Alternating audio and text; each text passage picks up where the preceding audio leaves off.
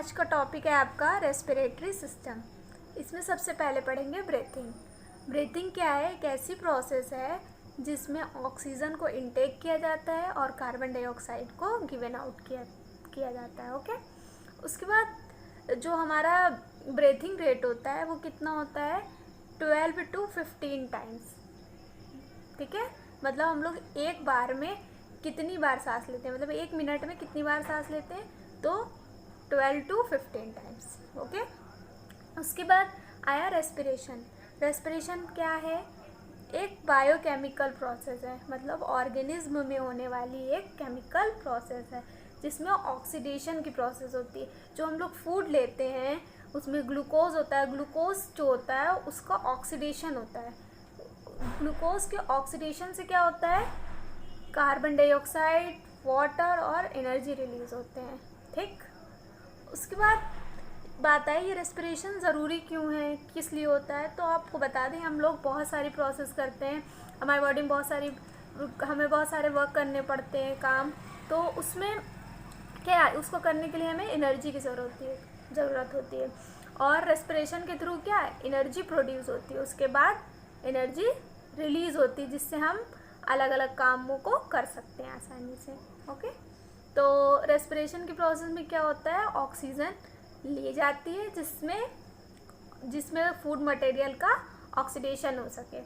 उसके बाद क्या होता है, ग्लूकोज के ब्रेकडाउन से कार्बन डाइऑक्साइड, वाटर और एनर्जी रिलीज होती है। ओके, फिर आप देखोगे, एक बात ध्यान रखो, जो रेस्पिरेशन की प्रोसेस होती है वो हमारी बॉडी की हर एक सेल में होती है। इसका मतलब हर एक सेल को किसकी ज़रूरत होती है? ऑक्सीजन की सप्लाई की। ऑक्सीजन की सप्लाई होनी चाहिए और ग्लूकोज की भी सप्लाई होनी चाहिए हर एक सेल में। तो ये सप्लाई कौन करता है? हमारा सर्कुलेटरी सिस्टम। आप पढ़ चुके हैं सर्कुलेशन में ना, सर्कुलेटरी सिस्टम क्या करता है, बॉडी के हर एक पार्ट में फूड मटेरियल मतलब ग्लूकोज को पहुंचाता है हर एक सेल में और ऑक्सीजन को, जिससे कि रेस्पिरेशन की प्रोसेस हो सके। और जब रेस्पिरेशन की प्रोसेस होने का मेन एम क्या है कि हमारे अंदर एनर्जी प्रोड्यूस हो सके, एनर्जी इस प्रोसेस के थ्रू रिलीज होती है। ओके, बात आई समझ में। उसके बाद आप ये भी ध्यान रखिए कि इस प्रोसेस का मेन एम ऑक्सीजन को अंदर लेना जिससे एनर्जी प्रोड्यूस की जा सके। दूसरी बात यह है कि कार्बन डाइऑक्साइड को बाहर निकालना भी बहुत ज़रूरी है। क्योंकि अगर हम जैसे सांस रोकते हैं, है ना, कोशिश करते हैं उसकी, और तो क्या होता है, कुछ टाइम बाद हमारी अपने आप बिना सांस लिए नहीं रह पाते, क्योंकि जो हमारे ब्लड में कार्बन डाइऑक्साइड की लेवल बढ़ जाता है जो कि हमारे लिए बहुत ही ज़्यादा हार्मफुल है। ओके, तो इस तरह से रेस्पिरेशन की प्रोसेस में सिर्फ हमें ऑक्सीजन की एंट्री ही नहीं करानी है, उसके साथ साथ कार्बन डाइऑक्साइड को एक्सपेल आउट भी करना है। आगे बात समझ में। फिर आया टाइप्स ऑफ रेस्पिरेशन। रेस्पिरेशन के टाइप्स देखिए, 2 टाइप्स के होते हैं। ठीक है, एरोबिक रेस्पिरेशन और एनएरोबिक रेस्पिरेशन। ठीक, तो आपको बता दें, जो एरोबिक और एनएरोबिक रेस्पिरेशन होता है उसमें हमें उसके बारे में अगर हमें पढ़ना है तो हम उन दोनों के बीच में क्या डिफरेंस पढ़ लें तो हमें सब क्लियर हो जाएगा। ओके, अब देखिए ये एरोबिक और एनएरोबिक रेस्पिरेशन में डिफरेंस। तो एरोबिक रेस्पिरेशन जो होता है उसमें ऑक्सीजन का यूटिलाइजेशन होता है, ऑक्सीजन यूज़ में आती है, जबकि जो एनएरोबिक रेस्पिरेशन होता है उसमें ऑक्सीजन का यूटिलाइजेशन नहीं होता है। ओके, और जो एरोबिक रेस्पिरेशन होता है उसमें ग्लूकोज का कंप्लीटली ऑक्सीडेशन हो जाता है। ओके, जबकि जो हमारा एनारोबिक रिएक्शन होती है, रेस्पिरेशन होता है, उसमें ग्लूकोज का पार्टली ऑक्सीडेशन होता है। ठीक है, उसके बाद देखेंगे आप एरोबिक रेस्पिरेशन में ज़्यादा एनर्जी प्रोड्यूस होती है और एनारोबिक रेस्पिरेशन में कम एनर्जी प्रोड्यूस होती है। ठीक, उसके बाद एरोबिक रेस्पिरेशन में क्या होता है, मोर एनर्जी लिबरेटेड होती है, अगर ज़्यादा बनेगी तो ज़्यादा रिलीज भी होगी, जाहिर सी बात है। उसके बाद एनारोबिक रेस्पिरेशन में कम अमाउंट में एनर्जी बनती है, ठीक है, प्रोड्यूस होती है, तो अगर कम बन रही है तो कम लिबरेट भी होगी। ठीक है, क्लियर हो गया। अब ये देखिए, अब एंड प्रोडक्ट्स जो होते हैं वो एरोबिक रेस्पिरेशन में क्या, कार्बन डाइऑक्साइड और वाटर होता है, जबकि जो एनारोबिक रेस्पिरेशन होता है उसमें क्या, अल्कोहल और कार्बन डाइऑक्साइड। रिएक्शन के थ्रू आप दोनों में डिफरेंस अच्छे से समझ सकते हैं और खुद से लिख भी सकते हैं। ओके, तो पहले हम आपको एरोबिक रेस्पिरेशन की जो रिएक्शन है उसके बारे में समझाते हैं। ये देखिए ग्लूकोज है C6H12O6 और ये ऑक्सीजन है। जब ये दोनों कंबाइन करते हैं तो क्या होता है, ग्लूकोज जो होता है वो किस में ब्रेक हो जाता है, कार्बन डाइऑक्साइड और वाटर में। ओके, और इस प्रोसेस में 673 किलो कैलोरी एनर्जी रिलीज होती है। समझ में आ गई बात। और ये एनर्जी जो होती है वो 38 ATP भी लिख सकते हैं यहाँ पे। और क्या लिख सकते हैं, 38 ATP, मतलब एनर्जी जो होती है वो किस फॉर्म में स्टोर होती है, ATP की फॉर्म में। उसके बाद एनारोबिक रेस्पिरेशन में क्या होता है, जो ग्लूकोज होता है उसमें ग्लूकोज जो होता है वो ऑक्सीजन से रिएक्ट नहीं करता। मतलब आप पढ़ चुके हो, अभी इससे पहले आपको बताया था कि जो एनारोबिक रेस्पिरेशन होता है वो ऑक्सीजन की एब्सेंस में होता है। ओके, तो इसमें ग्लूकोज जो होता है वो किस में ब्रेक डाउन होता है या किस में चेंज हो जाता है, अल्कोहल और कार्बन डाइऑक्साइड में। ठीक, और एक और इसकी प्रोसेस होती है, वे आपको आगे बताएंगे, जिसमें क्या होता है, ये ग्लूकोज जो है या तो अल्कोहल में चेंज होता है या फिर किस में चेंज होता है, एसिड में। किस में चेंज होता है, एसिड में। वो प्रोसेस भी आपको बता ही देते हैं, देख लीजिए, इसमें जगह भी है। C6H12O6 gives CH3CHOH COOH plus कितनी एनर्जी रहेगी, ठीक है। इसमें कार्बन डाइऑक्साइड बनेगा। तो आपका ये हो जाएगा, या तो ये कंडीशन होगी या तो ये कंडीशन, मतलब जो ग्लूकोज है वो या तो वो अल्कोहल और कार्बन डाइऑक्साइड में कन्वर्ट होगा या फिर लैक्टिक एसिड में। ये कौन सा अल्कोहल है, एथिल अल्कोहल है, ठीक। और एनर्जी कितनी लिबरेट होती है इसमें, 21 किलो कैलोरी, या फिर ये 2 ATP के इक्वल भी होती है। किसके, 2 ATP भी लिख सकते हैं आप इसको। उसके बाद देखोगे आप, जो हमारे एरोबिक रेस्पिरेशन होता है वो कहाँ होता है, साइटोप्लाज्म या माइटोकॉन्ड्रिया, दोनों जगह हो सकता है। लेकिन जो एनारोबिक है वो सिर्फ और सिर्फ कहाँ होता है, साइटोप्लाज्म में। एक बात और ध्यान रखिए आप, जो एरोबिक रेस्पिरेशन होता है, एरोबिक रेस्पिरेशन हायर ऑर्गेनिज्म में होता है, ठीक है। और जबकि जो एनारोबिक रेस्पिरेशन होता है वो लोअर ऑर्गेनिज्म में होता है। समझ में आ गई बात। फिर आप आगे देखोगे difference between breathing and respiration.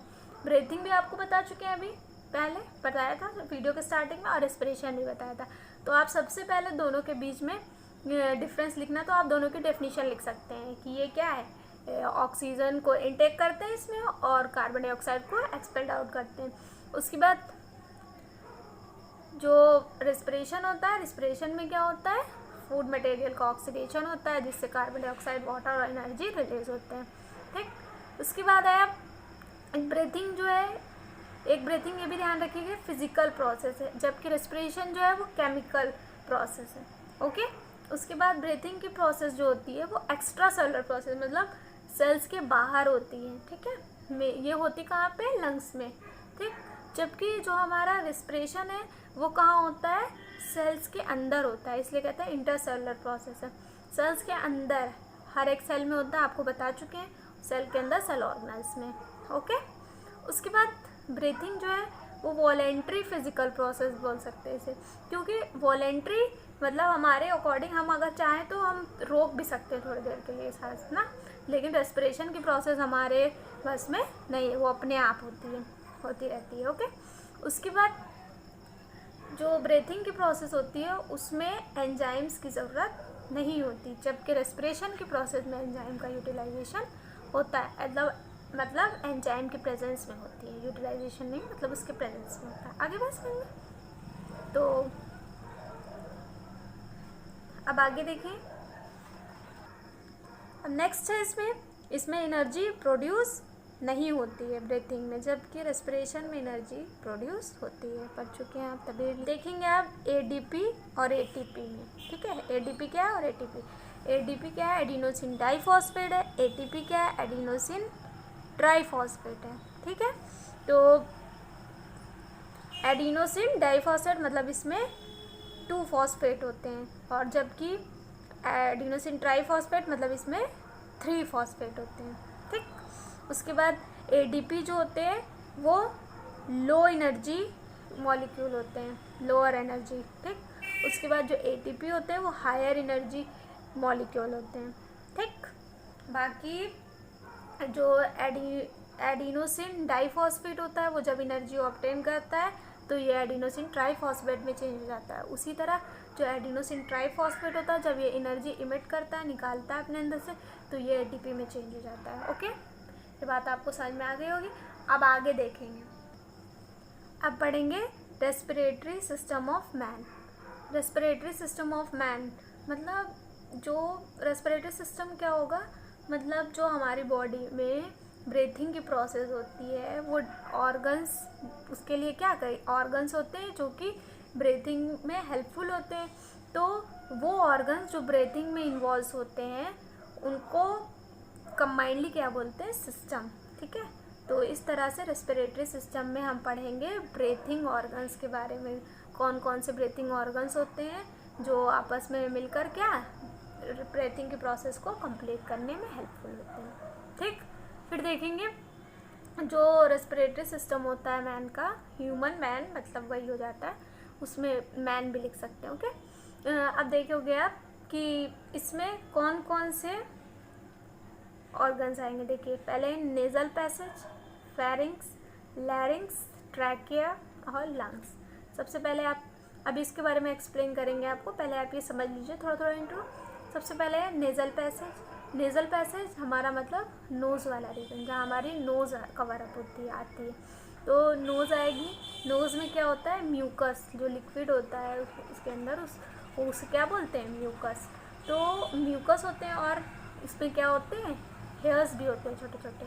ठीक है, ये क्या करते हैं कि एयर में जो डस्ट पार्टिकल हैं अगर वो हमारे अंदर जाएंगे तो हमारे लिए हार्मफुल होंगे, तो क्या करते हैं, एयर छन के जाती है अंदर। ठीक है, बाकी जो हम लोग सांस लेते हैं अगर कोई बैक्टीरिया है या कोई डस्ट पार्टिकल या कुछ भी ऐसा जो हमारे लिए हार्मफुल हो, ठीक है, फॉरेन मॉलिक्यूल कोई भी अगर बॉडी के अगर एंटर करता है हमारी नोज़ के अंदर तो म्यूकस में वो चिपक जाता है, स्टिक हो जाता है, जिससे क्या होता है कि वो अंदर नहीं जा पाता और हमारा रेस्पिरेटरी ट्रैक्ट सही रहता है। ठीक, तो ये नेजल पैसेज हो गया। अब आया फेरिंग्स। फेरिंग्स क्या होती है, नेजल पैसेज के बिहाइंड, ठीक है, एक लाइन होती, एक जो है ट्यूब होती है वो क्या होती है, फेरिंग्स। ठीक, उसके बाद फेरिंग्स में हमारा वाइन पाइप और फूड पाइप खुलता है। आ गई होगी बात आपको समझ में। ठीक है, उसके बाद आया लैरिंग्स। क्या आया, लैरिंग्स। लैरिंग्स को हम साउंड बॉक्स भी कहते हैं क्योंकि ये साउंड प्रोड्यूस करता है। क्या करता है, साउंड प्रोड्यूस करता है, वाइब्रेशन प्रोड्यूस करता है। समझ में आ गई बात। उसके बाद अब आपका आया ये ट्रैकिया। क्या आया, ट्रैकिया। ट्रैकिया क्या होता है, ये देखिए आपको ट्रैकिया दिख रहा है। ट्रैकिया क्या होता है, नेक की लेंथ में होता है पूरा। ठीक है, नेक की लेंथ में होता है। उसके बाद इसमें सी शेप्ड जो होती हैं वो कार्टिलेजिनस रिंग होती हैं, ठीक है, जो हेल्पफुल होती हैं उस रेस्पिरेशन के प्रोसेस में। उसके बाद बताएंगे आप जो ट्रैकिया होता है वो क्या होता है, आगे जाके ये 2 पार्ट्स में या 2 ब्रांच में डिवाइड हो जाता है और ये एक लंग में जाता है और ये दूसरे लंग में। इधर वाला क्या राइट लंग है, इधर वाला लेफ्ट लंग है, तो इसे क्या बोलते हैं, ब्रोंकस। क्या बोलते हैं, ब्रोंकस। एक ये है और एक ये। ठीक है, ये दोनों क्या हो गए, ब्रोंकाई हो गए। अब जो ब्रोंकाई है वो फिर से डिवाइड करने लगते हैं तो इन्हें क्या कहते हैं, ब्रोंक्यूल्स। क्या बोलते हैं, ब्रोंक्यूल्स। तो जो ब्रोंक्यूल्स होते हैं, ब्रोंक्यूल्स में क्या होते हैं, बलून लाइक स्ट्रक्चर होते हैं जिन्हें हम क्या बोलते हैं, एल्वियोलाई।